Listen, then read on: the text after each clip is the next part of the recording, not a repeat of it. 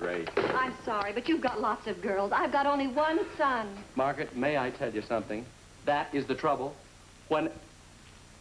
Schultze, let me give you a little friendly advice. Never, never become the mother of an only child. Okay. Would 6 make you happy? To the mother of an only child, everything becomes a crisis. Bob, will The you... first time that Margaret put Chuck in his high chair, he cried. He whimpered. So she called a pediatrician to see if he had the colic. And then she called a child psychologist to see if he had acrophobia. She finally wound up calling an upholsterer to pad the high chair. Altogether, it cost $150 to find out the kid needed changing. What is the problem now, worried little mother? Chuck's eloping. Schultze, call the police. Get General Shoup on the phone. As Chuck's commanding officer, he can deny permission. Oh, and in case we're too late, call my lawyer. We'll have it annulled. Well, worry. It's all your fault, Margaret. My fault. I told you years ago you should get married again. Every boy needs a father. Who was I supposed to marry? You've had plenty of chances.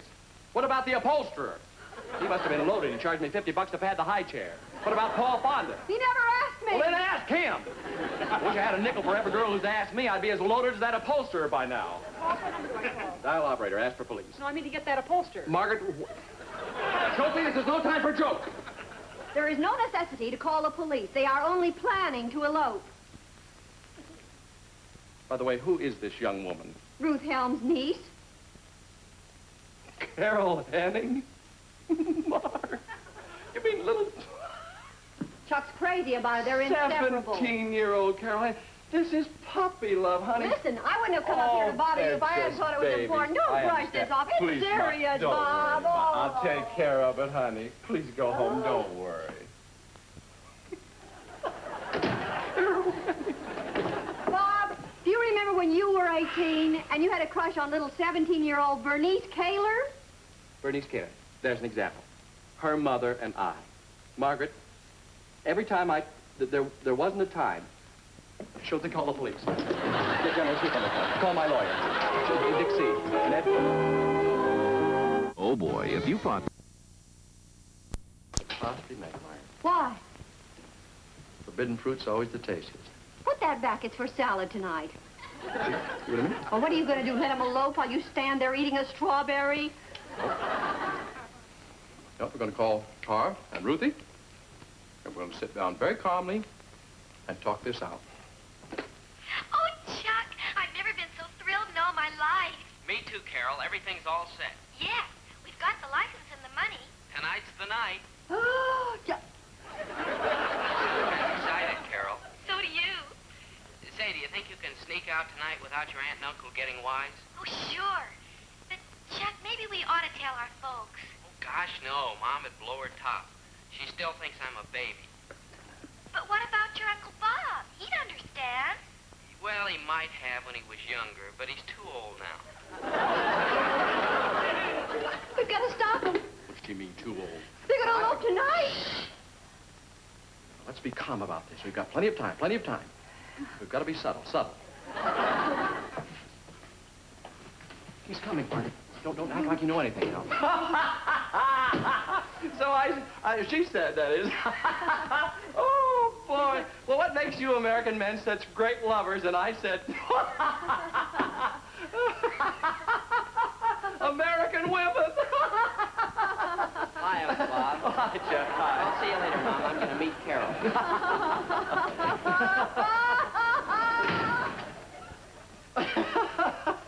Oh, she loved the joke. It just killed her, Chuck. American women. American women.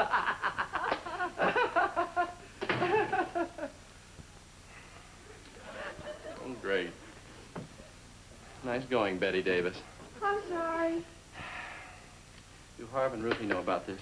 Yes, they got suspicious when they found out that Carol had drawn all her money out of the bank. And then I found out Chuck had done the same thing. Oh, Bobby. Margaret, for heaven's sake, look, we're going to sit down, have a conference, talk it out calmly and intelligently, honey. Hello? Hello, Ruthie. Margaret and I want Harvey and you to drop over to our house. Well, we just want to have a little talk. Well, it's about Chuck and Carol, honey. Ruthie, Here, you two, harmonize.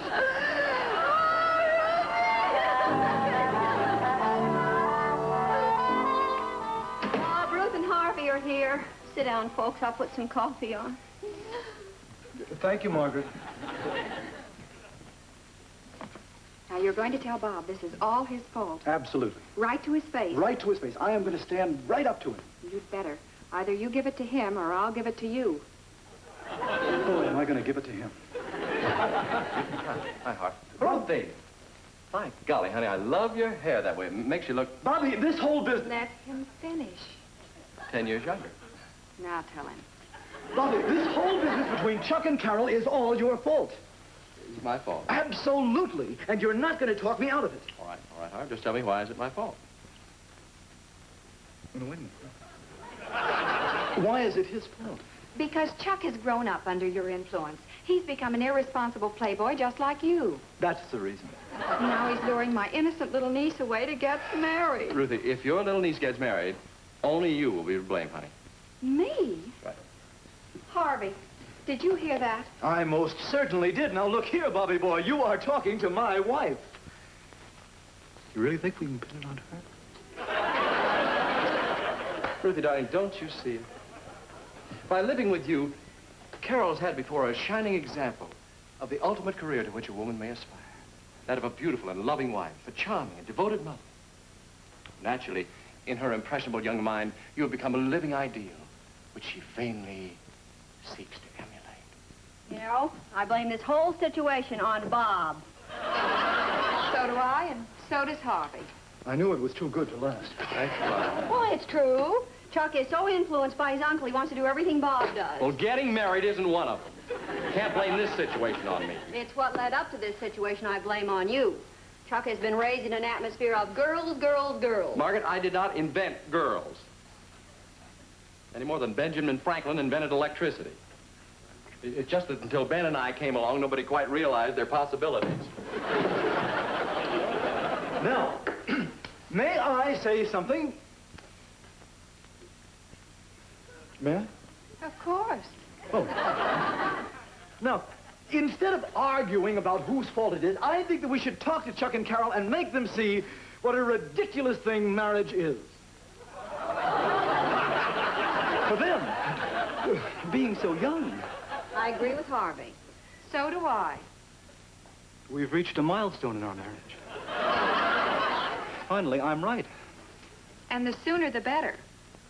They've already drawn their money out of the bank. Chuck bought the license. They may be getting married right now.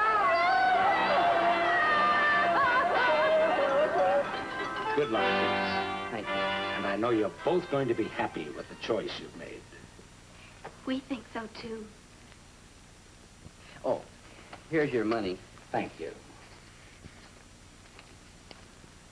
Well, I guess that makes it legal. Yep. You bought yourselves a hot rod. You know, we're entering a drag race tonight. Well, you've got the car to win. Oh, by the way, did you get the license? Oh, yes, sir. Right here. Then you're all set. Do your folks know you're entering a drag race tonight? No, we thought we'd tell him after we win. Yeah, they don't know it's supervised by the police and the National Hot Rod Association and perfectly safe, so why worry him? Oh,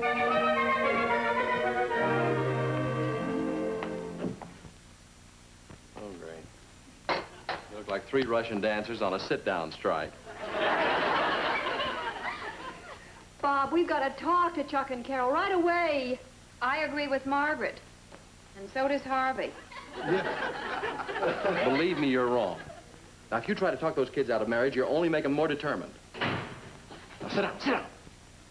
Now, that's the kids. Let me handle it. You 3 just be nonchalant, like you didn't have a care in the world. Just nonchalant, see? Just think, Carol, it's all ours. Won't it be wonderful? Oh, hi, kids. Hi. Hello, Mr. Hi. Collins. Oh, hello, Carol. Nice to see you again. Say, why don't you come on into the living room and say hello to your aunt and uncle? In the living room? Yeah. Why are they here? Oh, just visiting. Come on in. Oh, 5 for 2, eyes are blue. Oh, what those eyes can do. Does anybody see my girl? Mr. Collins, what are they doing? Well, they think they're being nonchalant. 5 for 2, covered with pearls. Diamond things, all the things you bet your life in. Does anybody see my girl? What's this all about, Uncle Bob? Chuck, ever since your 18th birthday, I've been wanting to have a little talk with you. You know, fella, you and I have a new relationship now. You're not my uncle anymore? No, Chuck, I mean, we're no longer man and boy. We're men now, buddies, fellow bachelors. That is right, isn't it, Chuck? Sure. Yeah. What do you want to talk about? Oh, anything, Chuck, anything you want to talk about. Sports, politics, marriage. Uncle Bob, who do you think will win the Rose Bowl game? Well, that's a toss-up, Chuck, a toss-up. Well, what else would you like to talk about, Chuck? I mean, you pick it. Politics, marriage, you know, man-to-man stuff. Do you think we'll ever have a woman president? Why, certainly. Possible, Chuck. Well, what else would you like to talk about, Chuck? I mean, you realize now that we're grown men, so you can say anything you want to me, boy. Well, Uncle Bob, there is something I think I should tell you. Spill it, Chuckle Man. Uncle Bob? Yes. You've got a gray hair. Right there. Well, that's okay, Bob, old man. Well, it's been a swell talk. Chuck, do you know why I've never gotten married, son? Sure, you're having a ball. Yeah. You know the real reason why I have never gotten married. Yeah, some other time, Uncle Bob. Chuck, the real reason is that marriage is a very serious proposition. When a man takes a wife, he assumes tremendous responsibilities. Yeah, I guess he does. Oh, it's right in the ceremony. For better, for worse, for richer, for poorer, in sickness and in health. Boy, they really nail you. Oh. I wonder who wrote that. I forget her name. But it's not to be taken lightly. No, indeed. You see, marriage is a lifetime partnership, and a man should take his time choosing that partner. It takes a lot of sober, mature thinking. Is that what gave you the gray hair? Chuck, would you forget the gray hair? I'm trying to... Any on this side? No, not yet. Well, can I go now, Uncle Bob? Carol's waiting. Yeah, yes, Chuck, you can. Just first, let me impress on you again that we're grown men. So if there's anything you want to say, Chuck, any troubles, any worries, any bothers, any cares, problems, just confide in me, buddy. Well, since you put it that way, there is something... Chuck, now, don't hesitate. Whatever it is, I'll understand. I'll help you with it. Uncle Bob. Come on, spill it. Uncle Bob. Yes? Could you let me have 20 bucks?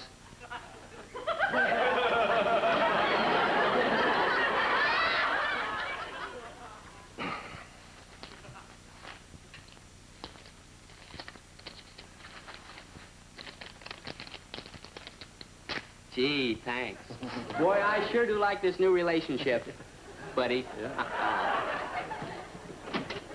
Anybody see my girl?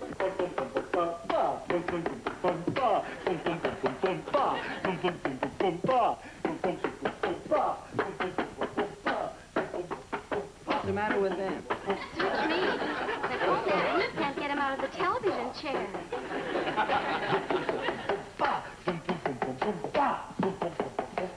Hook on, Bob. No, thanks. I don't feel nonchalant. Where are the kids? Oh, they must have gone in the kitchen. Bob, did you get anything out of Chuck? No, but he got 20 bucks out of me. Bobby, you financed their honeymoon. Stop. Wait, please, don't get panicky. Please, let me handle this, Margaret. Bob, I'm warning you. If my niece gets married, it's going to be right in your lap. Relax, honey. No girl in my lap gets married. Yeah, this'll almost pay for those dual carburetors. Chuck, we just gotta win tonight. Here's a kiss for luck.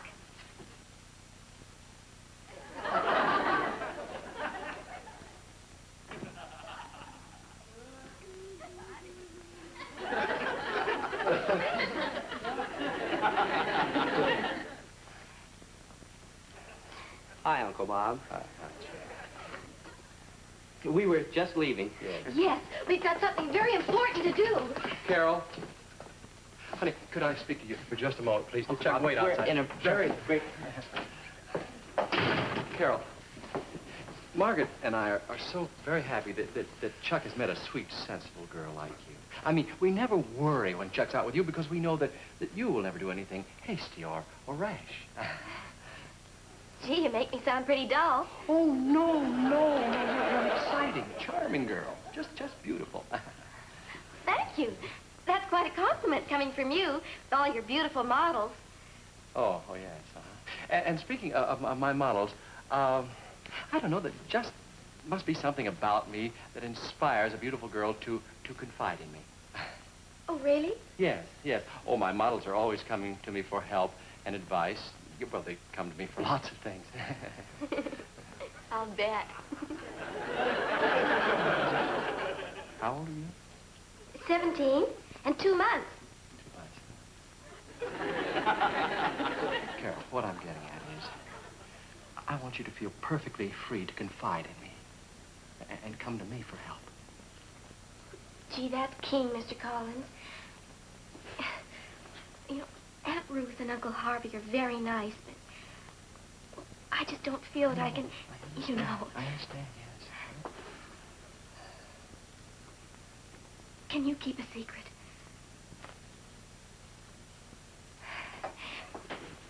They'd be awful mad if they knew I was going to do this. I know. It's something Chuck and I want. I know, yes. You won't tell? May moths get my blue jeans. Well, Mr. Collins. Don't worry, you can tell me, dear. Can you lend me $10? $10?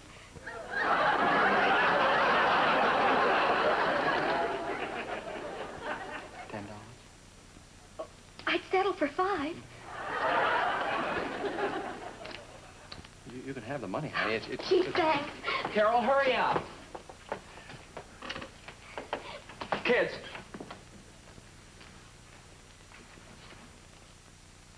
Now, I happen to know what you're up to. You do? Yes. I'm not going to forbid you to do it. I just want you to stop and think for a minute. Oh, but we've been thinking about it for months and saving our money. And Uncle Bob, she's a real beauty. Oh, I know, Chuck, but you're so young. This is such a serious thing, boy. No, it isn't. Lots of kids do it. There'll be 10 couples there tonight.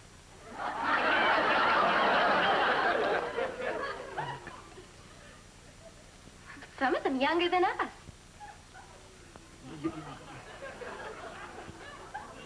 Wait. Don't move, whatever you do. Can you? Sounds like mass hysteria. Oh, my. You my. Oh, Bobby, you know the old song, Ain't She Sweet Here Come? How does the bridge go to this thing, you know? Ain't she... Oh. What's up, Bobby? Harvey, stay calm. The kids here have just told...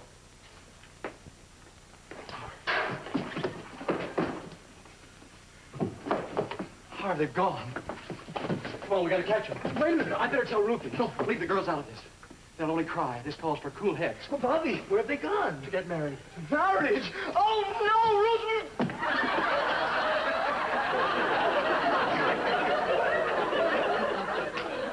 She'll kill me.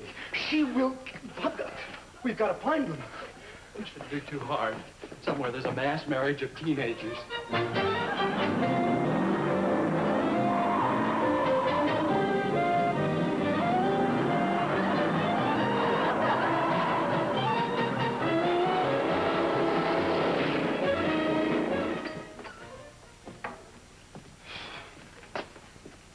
Bobby, where could they have gone? I never knew there were so many places you could get married. Oh, yeah. They make it easy for you. Too easy. I'm just going to tell the girls. Look, now, Bobby, do we have to tell them? What's the matter? You afraid of Ruthie? No, I wouldn't say afraid. Terrified. That's closer, yes. Harvey, we faced worse things. Fire and flak and enemy fighters and bombs. You never flinched. Now, buck up, come on. You and I are going to walk through that door together, hmm?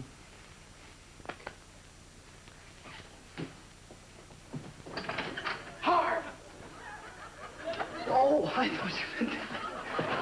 Why are you so frightened of Ruthie? But just stop and think for a minute. What can she do to you? Hard! Now, listen, it isn't this. You're going to face her alone. I'll be with you. And as long as we stick together, we're invincible. Side by side like in the old days. Shoulder to shoulder. United we stand. United we stand.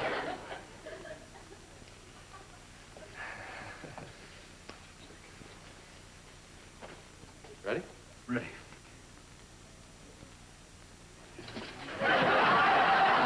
Boys, where have you been? We've been worried to death. Well, Harvey, I said, where have you been? now don't get angry, Ruthie. You see, we've been... Doing a little research. Research. Yeah, on marriage, research. Oh, yes, we've uncovered some of the most fantastic statistics. You step into the living room. I'll explain them to you. Mhm. Just sit down. Now, Harvey? Harvey, come in here. Harvey.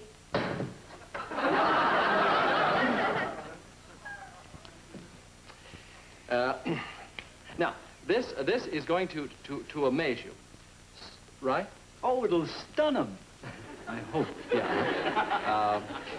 Did you know that in 9 out of 10 successful marriages, the husband and wife were married before they were 19? Harvey, what's he trying to say? Chuck and Carol are married! Look, now, don't get hysterical. Oh, if I said it once, I said it 100 times. We've got to talk to Chuck and Carol. But oh, no, you had to handle it your way. This whole thing is your fault. Margaret, I agree talk. with Margaret. I So does told. Harvey. You I'll take care of when we get home. United we stand. Carol is only a child. Honey, child brides make the best kind of wives. You ought to know that, Ruthie. Obviously, you... knock it off. Now, look, this is going to get us nowhere. Now, we got to be calm. You're back. Now, maybe they didn't get married. Sure. My talk changed their minds. I'll bet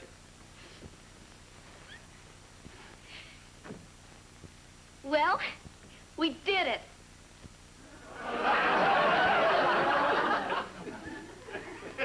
Yep. We won the loving cup. They gave prizes?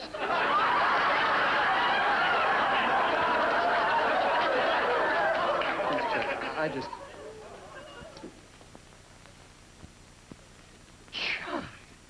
Carol. How can you laugh? Now I feel nonchalant.